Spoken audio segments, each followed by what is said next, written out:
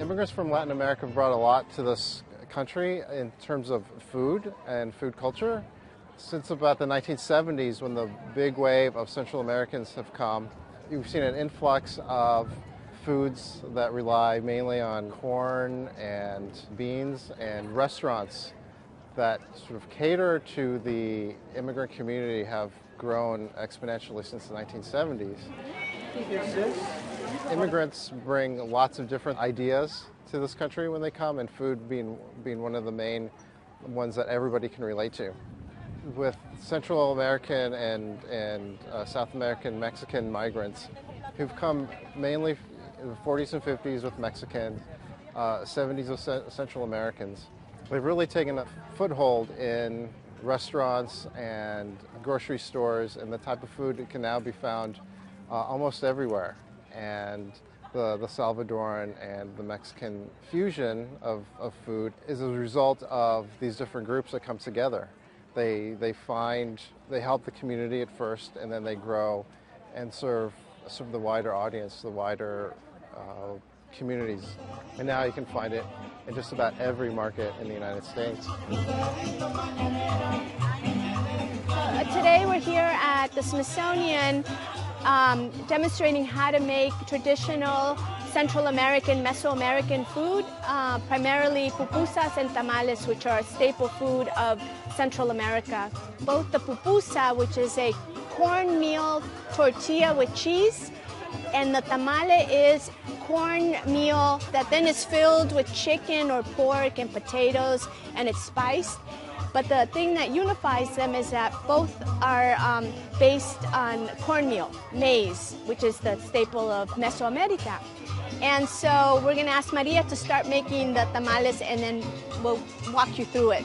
First, she prepares a banana leaf that has been soaked in water. She adds the masa, which is maseca flour with water. And it does contain ingredients like chili pepper, salt, and pepper. She's adding chicken mixed with potatoes and also garbanzo beans. All that also contains different ingredients. And then she will roll up, or she's rolling up, the tamal in the banana leaf, wrapped in aluminum paper in order to keep it firm. See.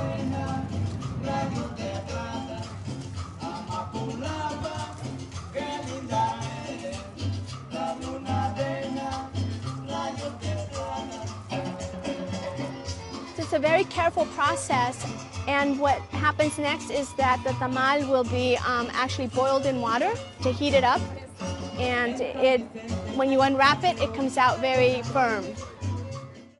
So now we're gonna see how pupusas are made, and Berta here is going to be making pupusas and telling us about the ingredients that go into making pupusas.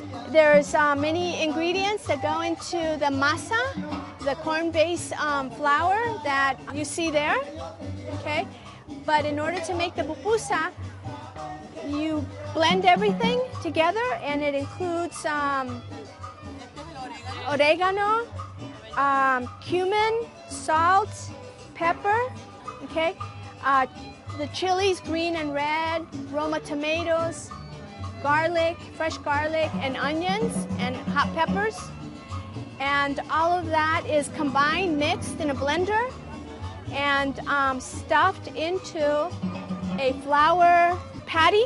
And Berta here is going to show us the making of the patty and the stuffing of the pupusa.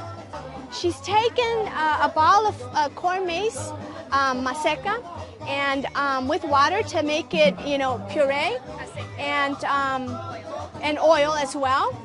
And so she's patted it down to a very thin tortilla and has stuffed it with the mixture that includes all these ingredients, as well as pork, ground pork, and other ingredients as well. And now she has added another layer of the masa and combined them, filled with the ingredients, putting water and oil so that it sticks. And she continues to pat it into a very perfect round pupusa, tortillas that's stuffed with all these ingredients. And now she's going to put it on the grill. that is oiled down. So over this low heat fire, it's going to take about 3 minutes to cook, turning it over. But in a high heat, it might take 2 minutes.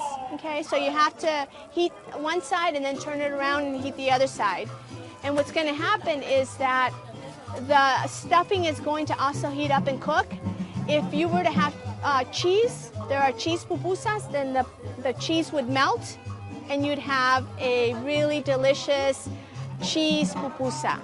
And as you see here on the side, you have a pupusa that's cooking.